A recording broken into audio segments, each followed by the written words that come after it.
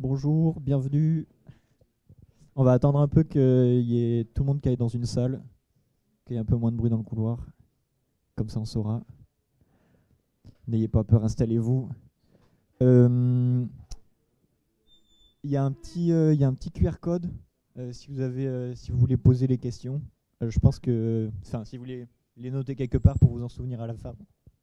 Voilà. Yes. Du coup, on va commencer. Du coup, aujourd'hui, je vais vous faire un talk sur le WebRTC. Ça va être pas mal un retour d'expérience sur comment on a fait pour mettre ça en place dans un projet qu'on a eu ici à Polytech. Donc tout d'abord, ça vient d'un projet qu'on a eu, donc refaire Discord. Donc pour ça, on a une problématique, c'était faire du streaming audio et vidéo. Au début, on nous a mis une contrainte, c'était faire ça dans un monolithe, sans service extérieur. Voilà, mettre ça direct dedans. Donc on a regardé un peu le WebRTC. Il y a des gens qui se sont occupés de ça de loin et après d'un peu plus près. Ça fait toujours peur. Et on voit notamment qu'il y en a qui font un peu le comparatif entre les WebSockets et le WebRTC. Et donc du coup, nous on a regardé le WebRTC, on a vu des trucs comme ce genre d'architecture là. Comment ça marche avec plein de serveurs, stun, turn, des signaling, des trucs comme ça. Donc du coup, on s'est dit, en fait, on va pas faire ça parce que visiblement, on peut pas. On doit faire ça dans un monolithe sans service extérieur ni rien. Du coup, on a dit pas de WebRTC, on va partir sur des sockets. Spoiler, ça marche pas fort. Vous pouvez vous connecter à ce QR code et faire connect et start media et vous verrez entre vous défiler en diaporama et on va voir pourquoi. Donc en fait, là l'architecture elle est bien simple. C'est le client, il envoie des images et de l'audio au serveur et le serveur il envoie ça à tout le monde. Comment ça marche? Et ben en fait c'est un peu compliqué mais pas tant que ça. La vidéo, en fait, on va prendre le stream de votre caméra, on va l'enregistrer et on va en faire des petits morceaux et envoyer des images. Donc au final, ce qui s'affiche devant vous, c'est un diaporama à 5 frames par seconde. Donc vous pouvez vous voir entre vous en diaporama, c'est génial. Par contre, l'audio, ça marche bien en WebSocket parce que c'est beaucoup plus léger.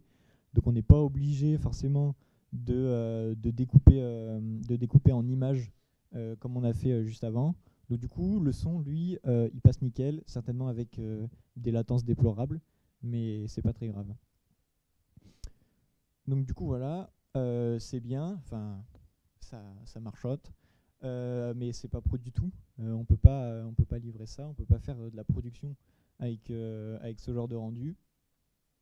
Donc du coup, on s'est redit, est-ce qu'on ferait pas du WebRTC parce que visiblement c'est fait pour ça quand même.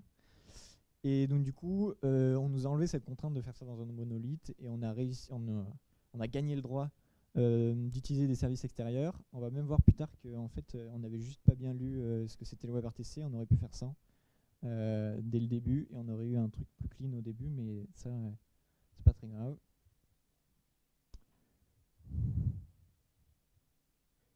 Là, ouais.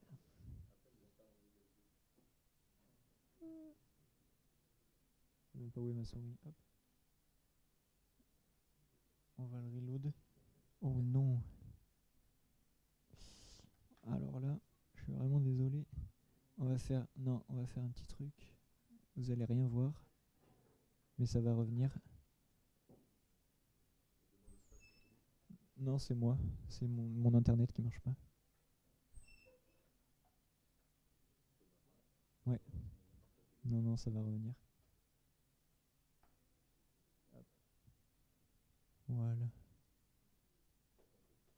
Nickel. Yahoo! Donc du coup, on va revenir sur qu'est-ce que c'est le WebRTC. On va voir un peu les bases.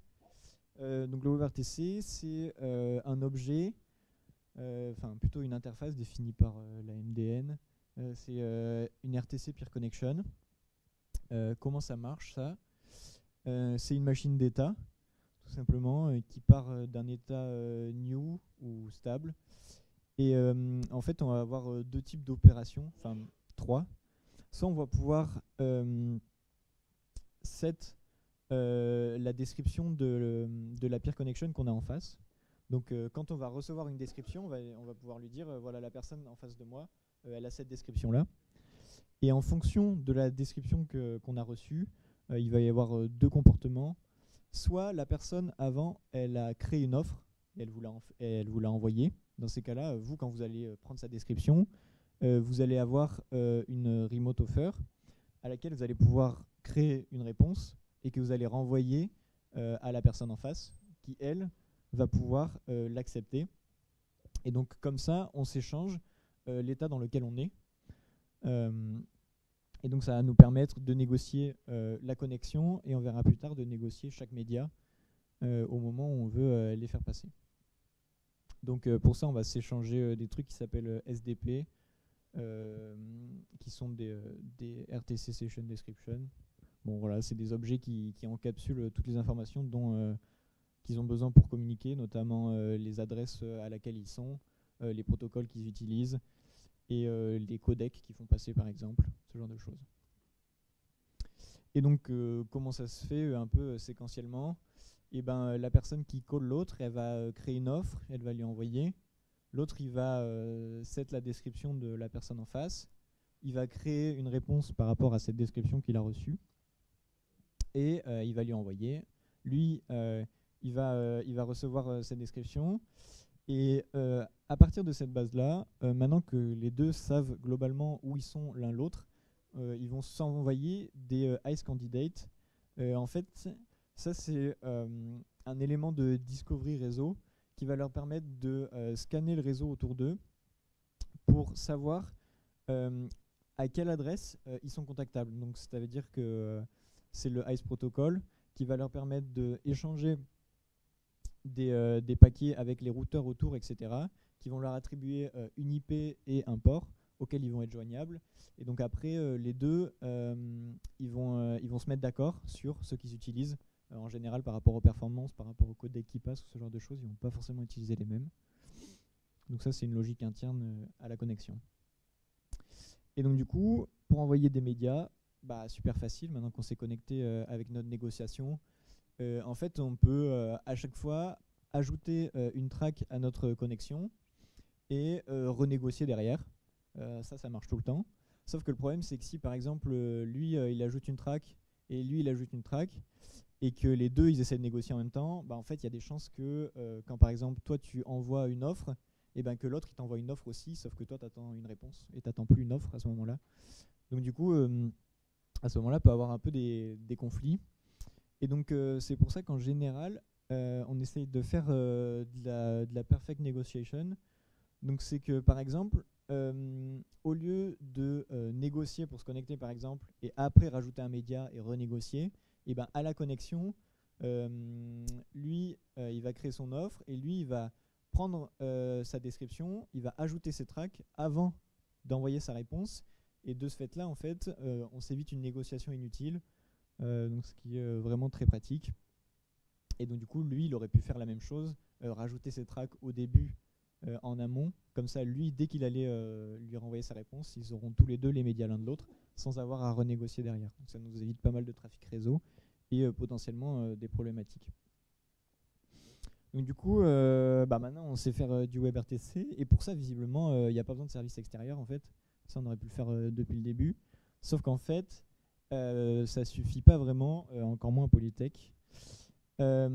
Pourquoi? Parce que du point de vue réseau, je vous ai parlé tout à l'heure du ICE protocol et des ICE candidates. En fait, nous, quand on va démarrer ce ICE protocol, on va demander des adresses au réseau et le réseau, il va vous renvoyer des potentiels candidats.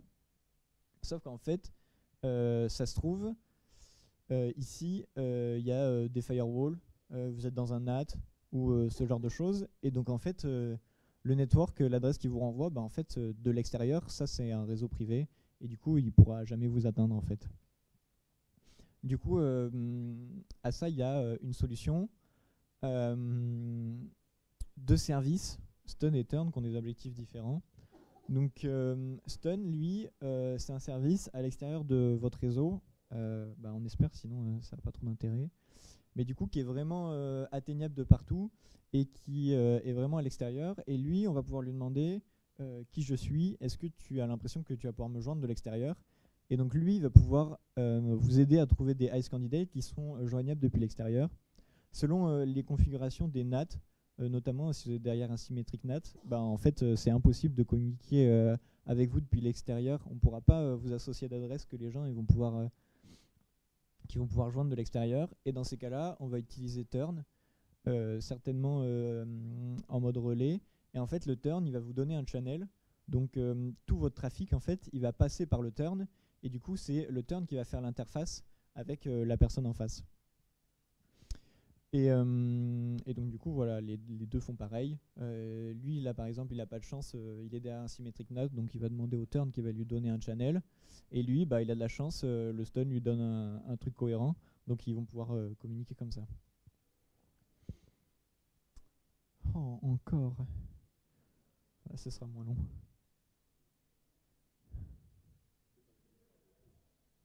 Non, je pouvais pas le télécharger.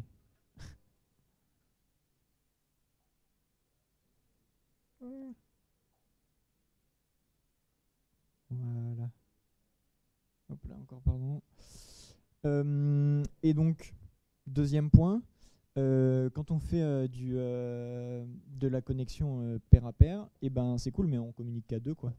Donc, si on veut communiquer à plus que deux, et ben, il va nous falloir des architectures un peu spécifiques qui nous permettent de faire ça. Il y a trois possibilités. Soit tout le monde crée autant de peer connection qu'il y a de personnes dans le call. Donc comme ça, chacun ouvre une connexion directement avec toutes les personnes qu'il y a dans l'appel. Et donc comme ça, il n'y a pas de souci. Mais bon, le problème, c'est que là, c'est au client de gérer toutes ces connexions avec toutes les personnes. Ça fait peser pas mal de trafic réseau sur le client. Et en plus, ça se trouve, il est derrière des réseaux compliqués, donc ça va être hyper lent. Donc c'est vraiment pas optimal. Et en plus, toute la logique est dans le front, donc c'est pas vraiment ce qu'on veut, surtout quand on veut contrôler que les gens ne communiquent pas avec n'importe qui. Après, il y a le MCU. Donc là, tout le monde communique avec le serveur. Et lui, le serveur, il renvoie un gros stream avec tout ce qu'il voit passer. Donc du coup c'est bien, mais c'est pas très pratique pour identifier les clients, pour séparer les streams des usagers, etc. Donc pour ça, on n'a pas choisi ça. Et après, il y a le SFU. Tu envoies tes tracks au serveur et lui, il va les relais vers toutes les personnes, donc avec des connexions différentes. Et donc du coup, ça va nous permettre d'avoir une bonne granularité au niveau de l'identification des personnes et de comment gérer les streams de tout le monde. Et donc du coup, qu'est-ce qu'il nous faut? On a trouvé un exemple sur Internet qui cochait à peu près toutes les cases. Ça disait Turn, ça disait SFU. Et donc on s'est dit, c'est super cool. Vous pouvez aller sur l'exemple, qui est encore là. avec cette fois-ci, vous mettez comme identifiant 0. Vous mettez 0 dans la petite barre, vous faites join. Et vous pouvez start votre caméra ou votre micro. L'interface est horrible, je sais, mais c'est l'exemple qui est comme ça. Rassurez-vous, on n'avait pas pris exactement ça, mais tout ça pour dire que c'est une application en Rust qui ouvre une range de ports en UDP et un port en TCP pour faire la négociation. Donc le caller, il va envoyer un message en TCP pour initialiser la connexion, et après, il ne va plus jamais envoyer de message une fois qu'il est connecté. Donc il est bien content. Et il va communiquer directement avec le reste SFU par la peer connection. Sauf que en problématique, il y en avait pas mal. Et on avait très peu d'expérience avec le Rust et encore moins le SFU, donc c'était assez compliqué de se retrouver dans le code, etc. Surtout avec notre compréhension globale assez limitée. Après, ouais, bon, le module était peu adaptable, ça c'est pas mal lié à l'exemple, parce qu'en fait on a repris l'exemple qu'on a trouvé sur la crate, Et du coup, forcément, c'était pas optimal. Il y avait beaucoup de choses qu'on n'arrivait pas trop à adapter ou qu'on comprenait pas vraiment bien. En plus, on avait besoin de le faire tourner en host network dans Cube. Pourquoi? Parce qu'il faut une range de port UDP et on n'arrivait pas à ingress ça en dehors du Cube de manière propre. Donc du coup, on le faisait tourner en host network, comme ça sortait sur les ports de la machine. C'était nickel. Bon, enfin, le principe de Cube est un peu foutu à la poubelle, mais on n'avait pas trop le choix. Et donc, il occupait forcément les ports de la machine hot. Donc forcément, derrière, si on veut le mettre à l'échelle, c'est quasiment impossible. Et bon, la négociation ne me plaisait pas trop, c'est pas un argument. Mais voilà. Et donc du coup, on est venu avec encore une nouvelle solution, on a encore changé. Cette fois-ci, vous pouvez tester l'exemple. Et lui, c'est encore plus simple, il y a juste à ouvrir le truc et vous serez directement dessus. Et donc du coup, on a notre application, toujours pareil, on a une range de port UDP avec une WebSocket. Ouais, mettez pas trop le son, sinon ça va être horrible. Et donc cette fois-ci, en termes d'infrastructure, on a utilisé Stunner, qui est une gateway turn, du coup qui fait directement le relais en fait entre la personne qui call et le serveur. Et donc du coup en fait ça permet à l'utilisateur de jamais avoir à se poser la question est-ce que mon network va me permettre de me connecter, parce que là on passe par du turn tout le temps, on a une gateway, donc ça veut dire que derrière l'application on peut la mettre à l'échelle comme on veut, vu qu'on est derrière une gateway on pourrait en connecter autant qu'on veut tant que les gens qui sont dans une même room ils sont connectés à la même application derrière, ça va marcher. Et du coup pareil, on a une WebSocket qui va être derrière une gateway Istio, et donc ça va juste être parfait pour derrière le mettre à l'échelle, etc. Et donc du coup c'est super parce que on a utilisé du coup du Elixir. On utilise comme framework web Phoenix, donc qui propose des WebSockets qui sont vraiment au top. Sachant que Elixir c'est fait pour gérer de la socket, de la connexion et du streaming. Et c'était vraiment tout indiqué pour ça. Du coup, on a une gestion de la présence qui est vraiment bonne. Là, ça se voit pas sur l'exemple, mais c'est hyper facile de savoir qui est connecté, de se mettre à jour facilement, de notifier tout le monde dans la WebSocket qu'il y a des gens qui sont arrivés, etc. On a du turn avec Stunner, et ça c'est vraiment chouette parce que ça nous permet de se soulager sur le host network, parce que du coup on a des ports UDP qui sont directement ingressés sur le cluster, et du coup ça devient complètement scalable. Du coup voilà. Des questions, le code sur un GitHub avec pas mal, il y a 2 exemples qui sont tirés de certains repos, et plus l'exemple des WebSockets que j'ai fait moi-même, et les feedbacks là, c'est l'open feedback de la Polycloud. Merci de m'avoir écouté.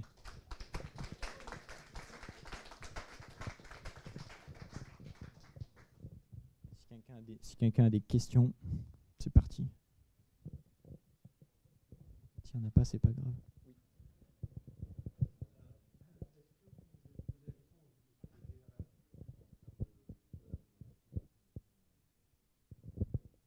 Est-ce que tu peux définir DRM?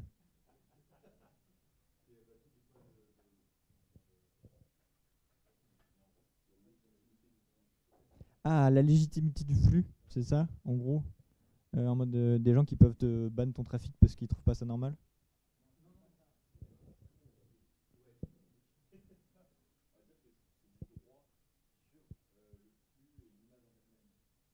Ah, après les gens ils autorisent leur navigateur à prendre les images. Sachant que tu as toujours une pop-up qui te dit est-ce que tu veux stream ta caméra, est-ce que tu veux stream ton micro. Ouais, mais on peut. Bon.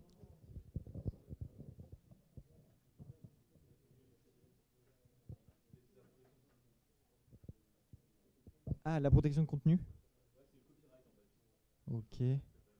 Donc en gros, si par exemple il y a des gens qui récupéraient les flux à des moments où tu veux pas.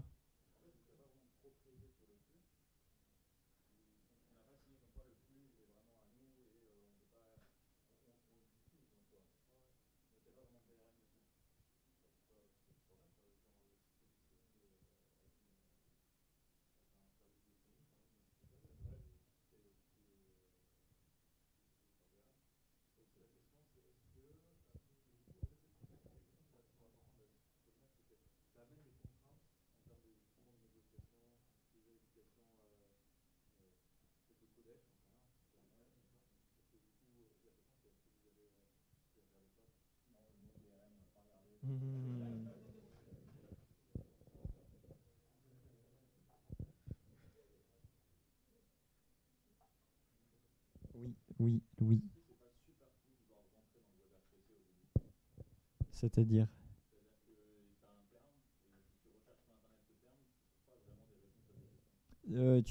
tu trouves tous les concepts, mais c'est des concepts donc.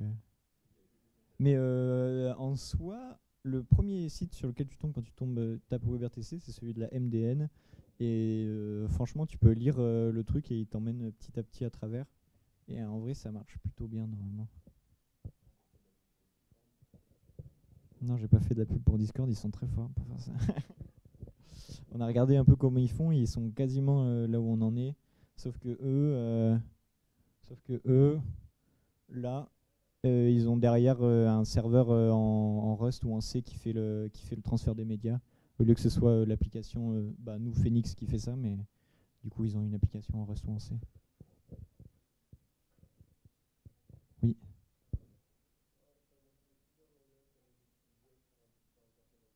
ouais, ouais.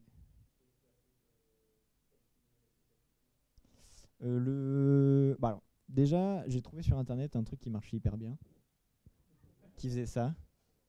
Ensuite, Elixir, ils sont hyper investis dans ces trucs-là, parce que c'est un langage qui est vraiment tourné autour du réseau et ce genre de choses. Et ils étaient justement, au moment où j'ai regardé, ils étaient en train de sortir une nouvelle implémentation pour respecter mieux les standards de la MDN, les interfaces, etc.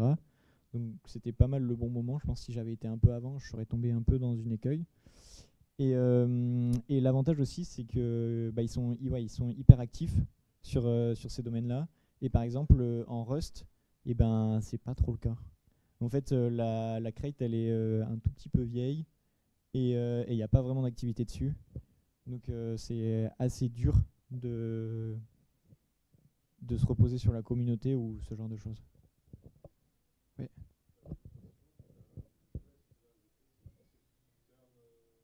Ouais.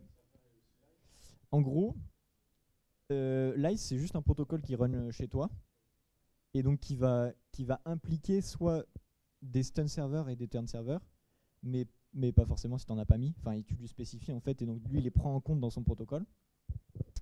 Et en gros, là, Stunner, il nous réduit à utiliser forcément du turn en mode relais. Donc en gros, tu lui dis, moi, mes données, je communique tout le temps avec la Stunner Gateway et je communiquerai qu'avec elle. Et c'est tout. Donc tu demandes à la Stunner Gateway de me donner une adresse par laquelle je vais pouvoir communiquer.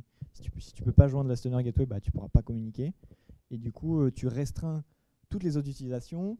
Mais l'intérêt, c'est que comme ça passe par la Stunner Gateway et que derrière, tu as un lien direct en fait entre ton application Phoenix qui s'est register à la Stunner Gateway en interne. En fait, ton application Phoenix, elle n'a aucun port qui sont accessibles depuis l'extérieur. Tu es obligé de passer par le turn. C'est une gateway. Mais voilà. Mais du coup, c'est ça l'intérêt. En fait,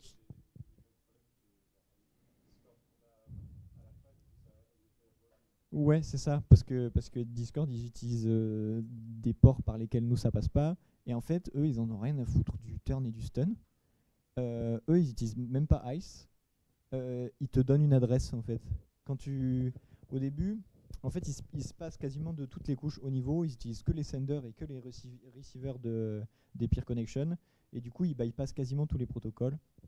Du coup, juste ils envoient et ils reçoivent. Et du coup, ils te donnent une adresse précise. En fait, ils te donnent un candidat. C'est ça. Sauf que du coup, ça peut ne pas marcher dans notre cas à nous. Voilà. Mais du coup, ça a une petite contrainte, c'est que je pense qu'on est un tout petit peu moins efficace quand même, vu qu'on fait du turn. Voilà. Oui.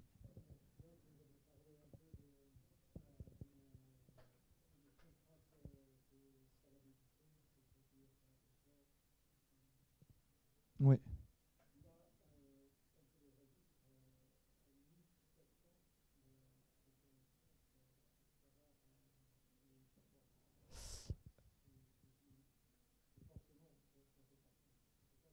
Oui, oui, oui.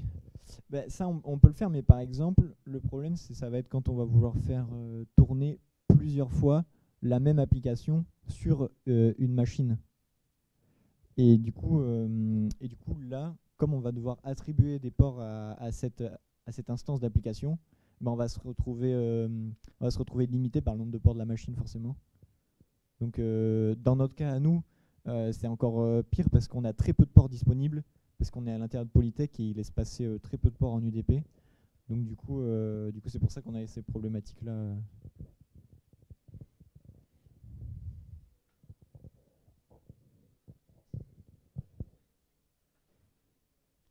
Ben voilà, c'est la fin. Merci de m'avoir écouté.